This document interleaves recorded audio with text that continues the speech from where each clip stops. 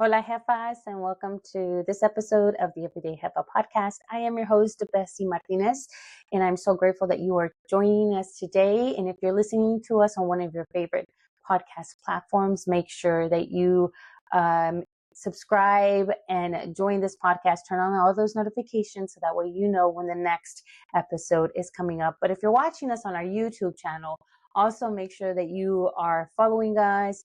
Hit that subscribe button because, of course, that's the only way that we are able to continue connecting with you and making sure that you have notifications of all of the content that we will be posting on our YouTube channel.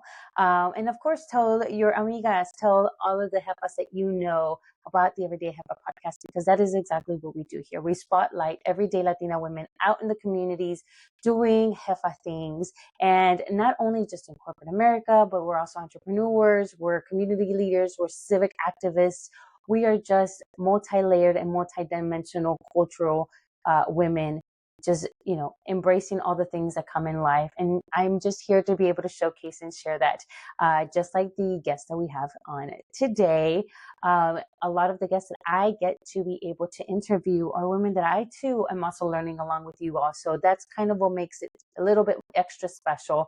And so I'm excited for you guys to be able to learn and explore and just take all of those nuggets of this conversation, and hopefully you're able to walk out of here inspired, motivated, or with something to be able to make, guide you through your Jefa journey. So without further ado, I would love to be able to welcome Betty to our show today. Betty, please let everybody know who you are, what you do, and thank you again for being on the show.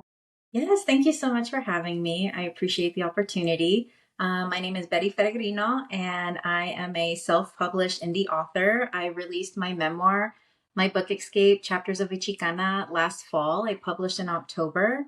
I am also a director of operations at a local family-owned and operated jewelry store and watch boutique. We just opened here at the Domain in Austin, Texas. It's Zadok Jewelers. And so really excited about that journey. We hit our 1-year anniversary this summer and things have just been going so great.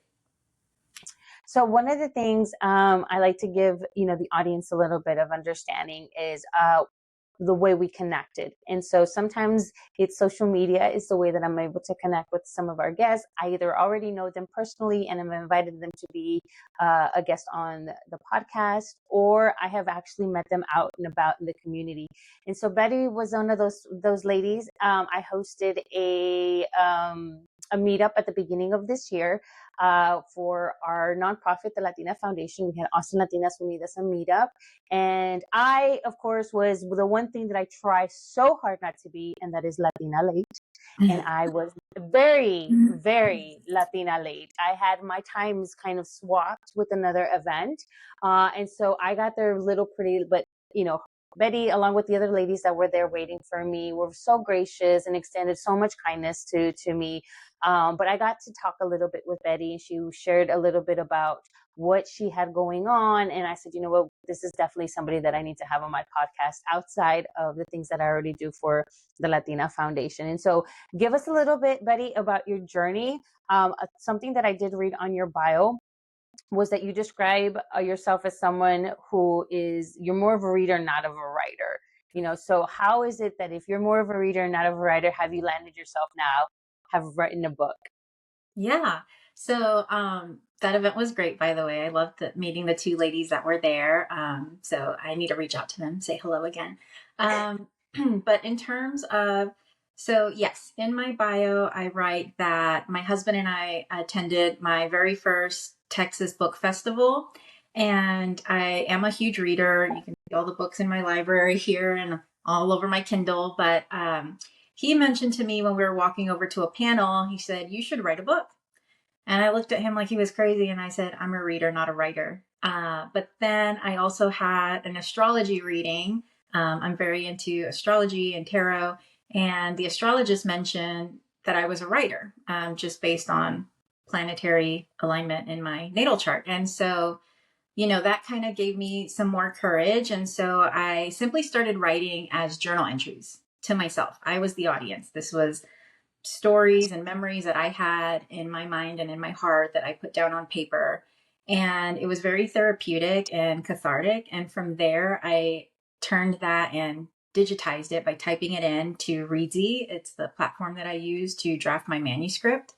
Through Readsy, I was able to find an editor that I felt aligned with my goals and what I was looking for. And so, yeah, we did about 2-3 rounds together, and I became a self-published indie author. So when you say 2-3, how long is that? Is that like a timeline? Because I think a lot of, especially now these days, if you go back even 10 years, 15 years ago, saying I'm a self-published author wasn't a thing. It was always done through some sort of publishing house.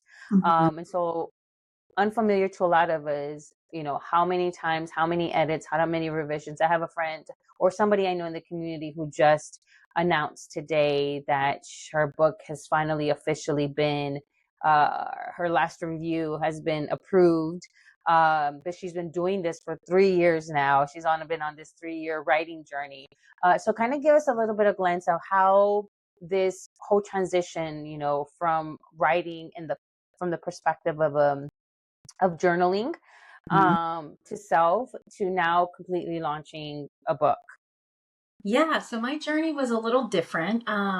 There was a position that I took as chief of staff, which relocated me short term to Plano, Texas. And so my husband, the dogs, the house all stayed in Austin, and I just rented an additional apartment in Plano. So I was commuting back and forth. And because I was in the office 4 to 5 days a week, I had a lot of solitary time. And so in that solitude is when I took the opportunity to transfer my journal entries or continue my journal entries and put them into the manuscript form.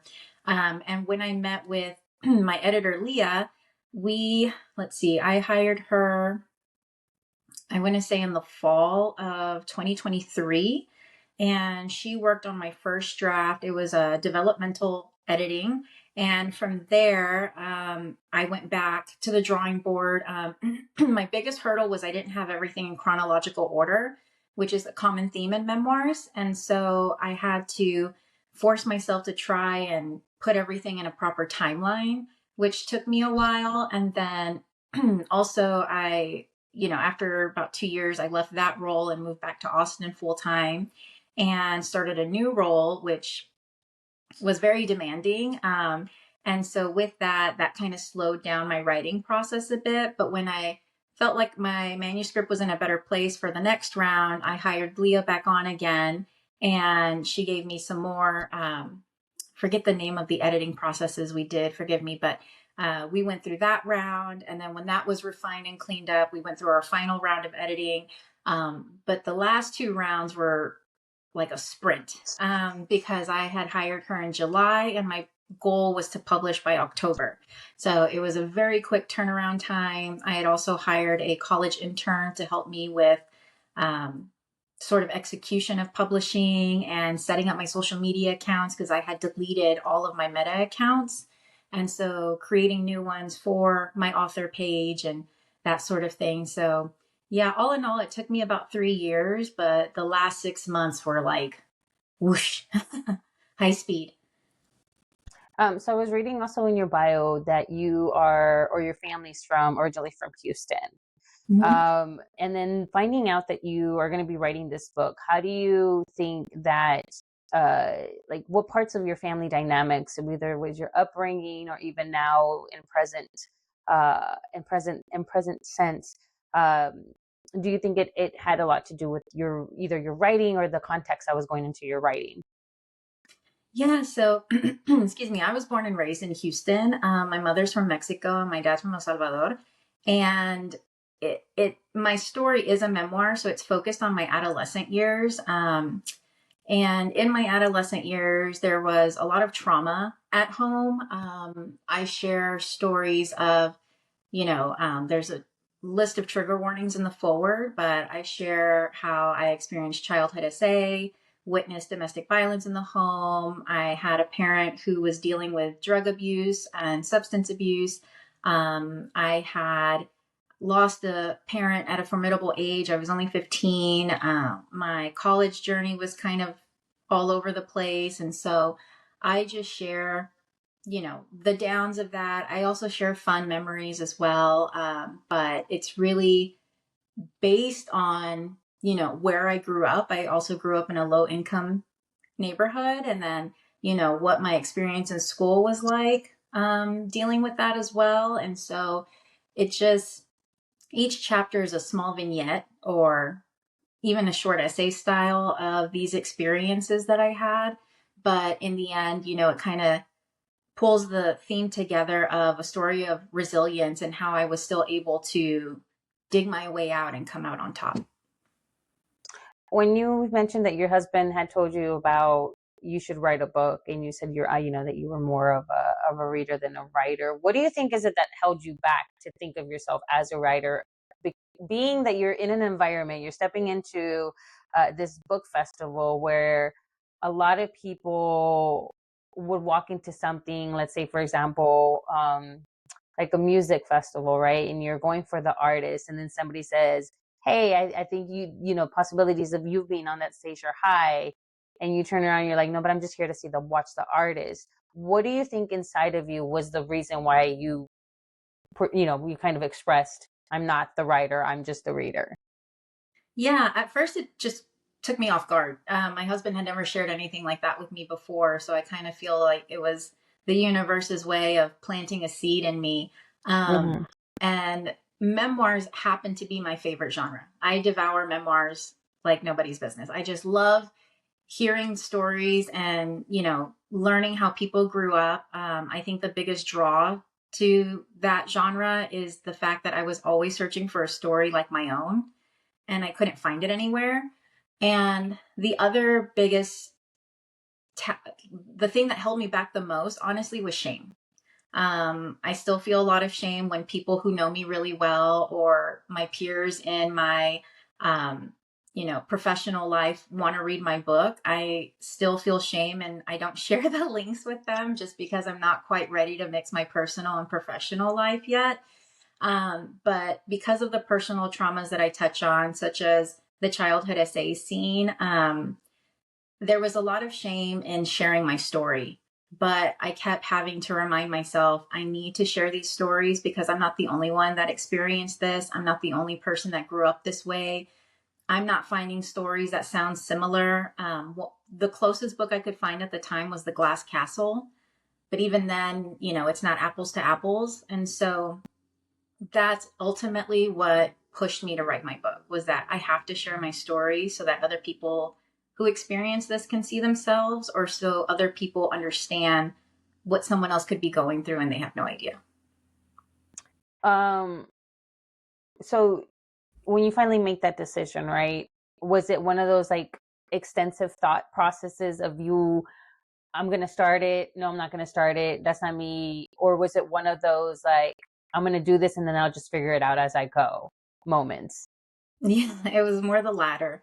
I would definitely start drafting. There's a lot of tears involved in getting through this type of writing, the vulnerability, being afraid to expose myself to the world. And then finally, when I published, I was just like, okay, it's out there. My business is all out there, and I don't know how people are going to receive it. I don't know what people are going to say or think. I haven't really encouraged my family to read it either, because even though it's a memoir and they're all main characters, as you can see on the cover, but it's from my perspective, it was from my experience, it's from my memory. And so, sorry, I lost my train of thought there. Yeah, I just knew I had to publish it, whether or not I felt nervous, scared, ashamed. I just knew it had to be done. I felt And you like mentioned, sorry, go ahead. yeah, no, go ahead. I'm sorry, I cut you off. Oh, I was gonna say I felt like I completed, what I was meant to do here on Earth. So As you mentioned that you had, you felt like you needed to share the story, right? Because I'm pretty sure at some point all of us stop to think there has to be somebody out there that is in some form relatable to the current thing that's happening to me. Did you ever feel like you were not, and I say this in air quotes, qualified to write a book? And how did you get through that? Definitely felt like I wasn't qualified. I took one creative writing course in college and I kept saying that doesn't make an author. But what also, what I would tell myself to encourage myself to get over that hump was, you've read so many books. You've read so many books. You know, I've done the research. I purchased books that helped me develop my outline and helped me develop and draw out better ways to tell, show, not tell. And so just working through that and also hiring my editor, I felt like I was able to use all of the tools that are available out there, to my advantage and to, mold me into a writer. And so now I am one. So just takes a little bit of courage. Um, so when you and I had connected at the meetup, it was, I believe, what, you and two other young ladies. I believe there's like three of you all, right? Mhm. Did you have something written on top of your book, or was that is that the actual like face cover of the book? Yes, that was the actual cover. It was this one. I had it on a book chain. Oh, there it goes. I had it on a book chain, and so I was wearing it like a purse. Yeah, that's how I Oh, advertise my book now. that's so. What did you when you were as you're writing this book? Obviously, the context that's inside of the book itself is as important as the graphic design that goes back to that saying, "Don't judge a book by its cover." But the reality is, we do. So, what made you decide to put family members or known to people on the front cover as it being your statement piece to kind of introduce uh, a narrative without words to the public? Yeah, so I actually connected with a fellow Latina baddie, Lucero Leon, as my graphic designer. And she and I had a call and we discussed what my goals were, what my favorite colors were.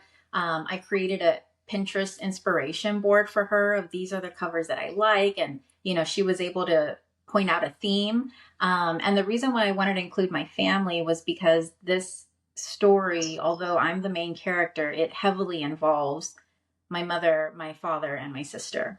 And so the majority of the experiences shared in this book, they're also main characters.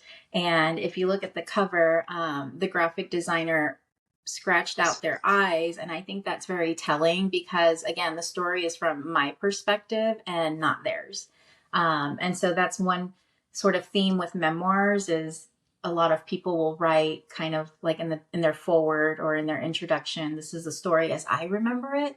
You Yeah. might have a memory and say, no, they had a red sweater, and the other person will say, no, they wore a blue sweater. So little things like that. But ultimately, this is my story, so told from my perspective. You had also shared about, being in corporate, everybody, your family, your husband and your life basically sitting here in the Austin area, and you having to navigate up to the Dallas area to, for your corporate job. How do you think any of those positions that you've had led you up to being able to story tell your perspective and through your lens for your book? Yeah, so I actually had a hand in a lot of marketing. And so my experience with marketing either the jewelry store or marketing events and bars at the last previous company I was with, really taught me a lot. I've also worked with PR firms and learned how to, pitch and spin and that sort of thing. And so, and networking was really huge in terms of marketing and just, launching a new business. So I think every role that I've had has given me little pieces here and there that I was able to use, because becoming an indie author is very much like an entrepreneur. You're investing a ton of money. You're pitching yourself to others. You're asking others to collaborate. And so it's, very much like running a small business. So a lot of the experience I've had in my previous companies align with this. So not only are you now a published author, but you now also have a podcast. So let's talk about a little bit about that. So what brought up the idea? Did the podcast come before the book, or did the book come before the podcast? That I have a podcast. Yes, I had on here that you had a podcast for some reason. Oh no, ma'am. I'm sorry. Oh, no, no, you're good. Oh, good, oh, good. What does it mean to you? Okay, so like you had mentioned that you removed all of your meta stuff, right? And now you're having to literally build from scratch. One of the things that is probably the not the hardest, but the most where there's lies more opportunity is building up your audience, building up your community, especially for your book. So somebody that's building something, and they might be listening. What are the things that you particularly did as you're literally rebuilding so that you can share with everybody as a writer? How were you able to scale it to where you are now? Yeah, so I'm a lot stronger on the TikTok platform just because I spend more time there. It's an app I'm more used to. And we do post more on TikTok versus Instagram and Facebook. And so what's helped has been consistent content and posting often, interacting with others. What I love about the TikTok book community is how people are quick to support one another. I feel like I have friends in real life that are across the country and other places, and I love watching their journeys and love watching them grow. And so I've been so blessed and lucky to have, other people reach out to me and invite me to have my first authors event, which I'm scheduling in the next few weeks. And, the Brown Book Club podcast reached out for a copy of my book, and they're reading it now in hopes that maybe we can record a podcast together. And so, just being consistent. I know it's particularly hard right now, especially with everything going on in our community. And I feel like all over my For You page is constant ICE updates and things regarding the PDF files. And so it can get dark at times, and I can be one that gets lost in that. But I'm trying to be better at pulling myself out. But just following other people. Networking is huge. I'm a huge advocate for networking and getting out in the community and growing that way. Every person you meet, ask to follow them. And I think it's so normal in today's society that it's not as scary as it sounds. So if you had to go back to the very beginning of writing your book, knowing what you know now, and you were to hear for the first time the words that your husband said to you, do you think you'd respond the same way, or do you think that you would probably still be like, I'm not sure if that's the thing for me? If I had today's insight, I think I would go back and have a lot more courage. I probably could have published sooner, but I think everything happens in its due time for a reason. But I think that's what was holding me back was lack of courage, trying to get over the shame and, constantly editing, which I think every writer falls into. You're constantly editing, and it's like, stop editing, just write. So every chapter in every book, I'm pretty sure, especially when it's a book published of self, right? You're taking bite sizes of your life trajectory.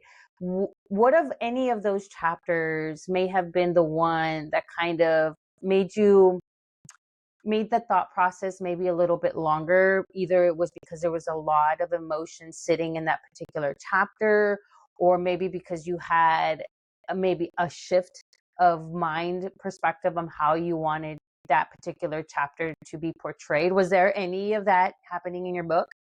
Oh, yes, there was a lot of that. Some chapters I needed to call on my sister and ask, for her to try and remember what occurred so that I could align it with what I remembered.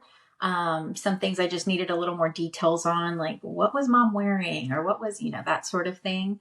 Some chapters were extremely heavy emotionally. When I was 15, I lost one of my parents. And so having to relive that, my voice is cracking now. I still struggle with it. And it's been 20 years, but it never gets easier. Loss never gets easier. Grief never goes away. You just get stronger. And so those chapters caused a big delay because I either didn't want to relive it in the moment or, couldn't see through my tears type of thing. And then the final chapter, I thought in my mind as I was writing that it would be the easiest one because it's most recent, it's all my wins and that sort of thing. But, I had to look back on everything that I had written and kind of update it to how I was relating and feeling about everything today. And so that actually took a little bit of time to dig deeper and be honest and, kind of therapize myself a little bit into healing. So the last few chapters have a lot to do with healing and where I am now. If there was, is there going to be another version two, or do you have another book that you're starting to now think? Because I think that's one of those, like, once you've bitten part of that, apple, and you've seen what it's like after all of the things that you probably, I'm presuming you went through in writing this book, that in the end you're like, you know what, that wasn't so bad, and now, you know what, maybe I might want to do this again. Is that something that you've actually thought about? Yeah, it's so funny. The first month that it was published, a lot of people, it's an easy read, so a lot of people finish it in a day or two. And so it was received well, and a few people were already asking me, when is your next book coming out? You have to write a second book. And I'm like, well, I just published, I need a break. But funny enough, I was inspired about 2 weeks ago, one Sunday afternoon, where I was just cleaning my house, and this nonfiction, low fantasy, magical realism plot just popped into my head with a title. And so I was like yelling at my husband as I was vacuuming, write this down so I don't forget. And in the mornings, I've been taking time to make notes about it, work on an outline. And so while, at the beginning of the year, one of my New Year's resolutions was to take a step back from writing, take a breath and have a break. But, when inspiration hits, you just got to run with it. So I'm excited about this new project I'm working on. How important is it for you to see more Latinas in the author space? I think that I know quite a bit of, I know you can't see my background, but I have a shelf that I specifically asked my husband to put in, because I have so many Latina owned books behind me, Mm-hmm. either gifted or, I'm just interested in them and whatnot, from YA all the way to, you know, literacy resource type styled books. But how important is it to see more Latinas in the author space? It is huge. It is so important. And I hope other Latinas are encouraged to start writing, even if it means you're self publishing. Representation matters. I say that constantly, often. And, less than 8% of published authors are Latinos. And so I think there's a huge gap. There's, minds out there that are ready to devour and learn. And it's not just from the Latino population either. It's from everyone. And so we are such a large demographic in the world, not just the US, that our stories need to be told now more than ever. So please Have get to. you found? Yes, no, absolutely. And I think it goes bound that back to that, like one of those original questions that I had said, like, uh, feeling like you need to be qualified to write a book. And I think it's, if you have the imagination for it and you truly have the passion for it, I think you are qualified. Like, even lived experience is a qualification. I think we're in the day and age where things have shifted so much, where jobs are starting to kind of pair up lived experience with resume, previous work type of things. Because I think, lived experience holds a lot of more weight than I think we give it credit for. If somebody was wanting to start writing a book, I know oftentimes it's easier said than done, right? Just start it. But if we went past that, start past that first step of just start, what would be your advice to be able to become either self-published, or to, like, go down that journey of trying to find somebody to publish you? Yeah, I think the very first step is jotting down your ideas and creating an outline. And if you need support with creating an outline and you don't have, let's say money as a means of resource, and that's okay. You can go on Pinterest. Pinterest has a ton of writing tips and outlining guides. On social media, there are a ton of writers and teachers who offer free writing prompts. Start exercising your writing that way, and visit your local library. There are a ton of books out there available to you, again, for free. one of the books that I purchased was Memory into Memoir. That was very helpful. Another book that I purchased, who's What It Is, I believe it's called, was so much fun. It was like a comic book style, and it took me back to elementary when your teacher had fun prompts for you. And so just getting back to the basics is really important, and then expanding from there. Have you found anybody come and say, hey, you know what? I know this is your story, but I saw myself so reflected in this. How were you able to like kind of carry that dialogue with that person? Because I know I'm pretty sure or I'm assuming that it's one of those instances where it's bringing up your emotions, even though you're because you're the author, but it's also bringing their emotions as well. So did you ever find yourself maybe in that kind of instance? Not quite yet. I'm still waiting for that moment. But I have had others open up with their own sort of similar experiences with me. I've had someone share that they started having open discussions with their sibling about what they experienced. I had someone from my professional world share with me how he grew up as a child, and it was why he became a police officer, because he wanted to protect children. And so it's great in that it opens up this dialogue for people, because I think everyone needs to heal. And I think if it gives them that sort of jumping off process to do so, I think that's really great. If it means having crucial conversations, I think that's really great. But I do look forward to the day to meet someone who says, this is my story, or I saw myself in your book.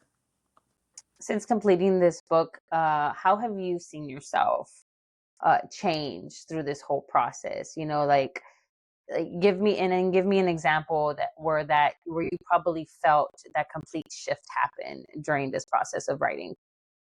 Yeah, it's funny. I feel like I leveled up. I don't know how to explain it, but I just feel like I leveled up. I know in my career journey, I've leveled up. But in my personal journey, I just feel like I crossed the threshold of healing. I'm more confident now. I'm excited to tell this story versus feeling so much shame around it. And so, yeah, I always look forward to my 40s. I just turned 41 because one of my parents only made it to 39. And so I said, I can't wait till I turn 40. And honestly, my 40s have been fabulous. I think when they say 40 and fab, it's true. 20s were fun, 30s were stressful, but 40s is where it's at. So, yeah. What does it look like to give yourself permission to start something new, in your opinion? So, yeah, I've been there. I've had to do that. It's scary, but honestly, taking the leap has always been worth it. Taking the leap has always paid off for me in dividends. And if I had been too scared and stayed in the same place, I would not be where I am today. I would not have had the growth. I would not be earning six figures. I would not have self-published. You're only holding yourself back. I was holding myself back. And so you just have to have the courage to take the leap. What does Hefa mean to you? Being a Hefa to me means being authentic. Being a Hefa to me means being a blessing to others. I have a very philanthropic driven heart. And so I constantly donate to organizations that pull at my heartstrings. And so I'm very blessed to be in a position where I can do that. And so being a Hefa also means, leading others, not just taking care of yourself, but taking care of others. And I had a woman speak my name in closed office spaces, and that's what led me to have a six-figure career now. So bringing others up with you is being a Hefa. What kind of legacy are you hoping that you're able to leave now that you've completed your first book? Because this is just the first of many things, right, that are now going to completely shift in your life, or also, that's completely shifted you as the author. So what legacy are you hoping to leave or to start building upon through this work? Yeah, that's a great question. I do hope my book lands in the right hands, and I hope it, lends to healing hearts and, if educators receive my book, I hope they're able to view students a little differently with more sympathy and empathy. And I hope that it leads others to volunteer more, volunteer in local organizations. If you can't donate money, donate time. So I just hope my book encourages people. So anybody that's listening or watching this episode, what would you want them to take away? I don't know. What would I want listeners and readers to take away? Or viewers, I should say. I would love for them to take away, to be encouraged. To be encouraged. Don't let shame, fear hold you back. Honestly, you really need to go out there. You need to chase your dream. You need to, set time for yourself and make yourself a priority. So don't let fear and shame hold you back. Be courageous. So, Betty, where can everybody find you, follow you, find the book so that they can go ahead and read it? And how can we support, or how can the Jefa support you? Yeah, so my book is both softcover and ebook, available on Amazon and Barnes and Nobles. And my social handles are either bettyferegrino.author or bettyferegrino.author. All right. And then, of course, like I said, how can we support you? How can the Jefa support you? Yes, so if you're able to purchase my book, or you can request it at your local library, also support your local libraries, please, and leave a review either on Amazon, Barnes & Nobles, Goodread, Fable, Storyteller, wherever you leave your reviews. Awesome. Well, thank you so much Betty for being on the show, for saying yes, to just come on here and share your story and talk about your book. Jefitas, if you are out there, make sure that you go out there and support another Latina author. As she mentioned during our conversation, Latina authors are so much needed. So please if you feel the need, or if you've been thinking about starting to write a book of any kind, please let this be the episode that reminds you that you have everything you need within you to be able to get that started. And there's a community out there, including Betty. Make sure that you hop onto her social media and you learn all of the things, because we are only better together. And we're hoping that the Everyday Jefa podcast will continue to bring you information, resources, but stories, so that you can remind yourself that you have your own story to tell. So it's time to start telling it today. So, Jefitas, nos vemos hasta la próxima. Again, make sure that you click on that subscribe button, that you follow us, you turn on those notifications, and also leave us a review too. Whether it's on YouTube or it's on your podcast platforms, those are the things that allow us visibility. So in order for us to continue to be one of the many Latina podcasts out there sharing information and resources, this is one way for you guys to be able to help us out as well. So, and let us know, what kind of guests are you wanting to see on our next Everyday Jefa podcast episode. So I hope you're having a wonderful day, a wonderful week, and a wonderful month. Nos vemos hasta la próxima. Adiós.